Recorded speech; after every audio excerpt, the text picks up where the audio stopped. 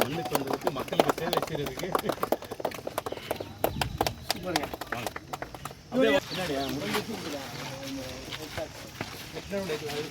அதை விட்டுருங்க.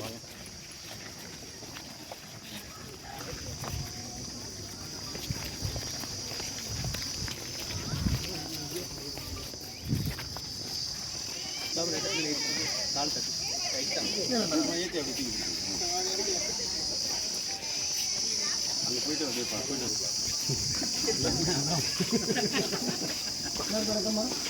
ஏன்னா அவர் மதுரையிலே பெரிய டாக்டர் நம்மளுக்காக நம்ம கிராமத்துக்காக வந்திருக்காரு. உங்கள் சார்பாக அந்த மரியாதை என்ன வேணா செய்யறாங்க. என்ன வேணா செய்யலாம். கற்பனைன்னு வந்துருச்சுனாலே நல்லபடியாக படிக்கிறபடி என் போது சரிங்களாப்பா. நம்ம ஏற்கனவே ஒரு பாட்டி மருந்து பண்ணோம்ல, ஐயா தான் பண்ணி கொடுத்தாங்க. அண்ணன் தான் ஐடியா கிடைச்ச உடனே அடுத்த ஸ்டெப்பு கூட்டிகிட்டு வந்து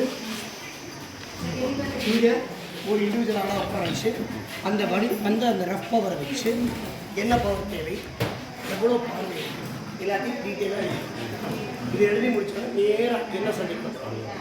அதில் ரெண்டாக பிடிச்சிடுவோம். ஒன்று கண்ணாடி தேவைப்படுறோமா, ரெண்டு கண்ணாடி போட்டு சில பேருக்கு பாடல் போகும்போது இல்லாமல் அதுக்கு என்ன காரணம், நரம்புல ஏதாவது பிரச்சனையா, கண் குறையா, கண் குறைன்னு இருந்தால் அவங்களுக்கு நான் கல்யாணத்துக்காக சொன்ன வாக்குறுதி எல்லாருக்கும் ஃப்ரீயாகவே ஆப்ரேட் பண்ணிக்கிறேன். மருந்து உட்பட ஃப்ரீயாக. அது என்னுடைய கடமை. நான் பிரதராக ஏற்றுக்கிட்டதுனால நான் இதை ஆக்கு கொடுக்குறேன். இப்போ இந்த ஃபியூச்சர்லையும் இதே கண்டினியூ ஆகும். சரிங்களா? கேம்ப் ஒரு மொத்த ஹாஸ்பிட்டலையும் வீட்டு வாசக்காரங்க இல்லையா, வாசல் வீடு நல்லா கட்டுமா நல்லா இருக்க முடியுமா, இதுனா கலந்து பார்த்து மருந்து போட்டு நரம்பு வீடு பார்த்து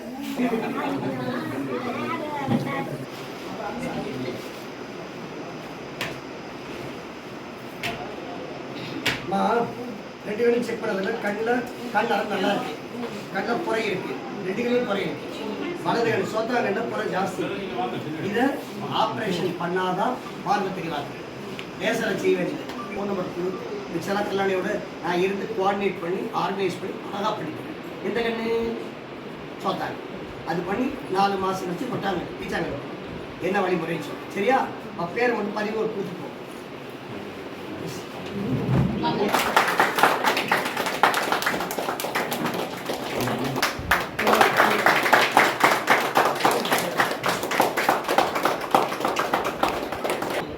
எப்பவுமே வெற்றி தான் சரியா?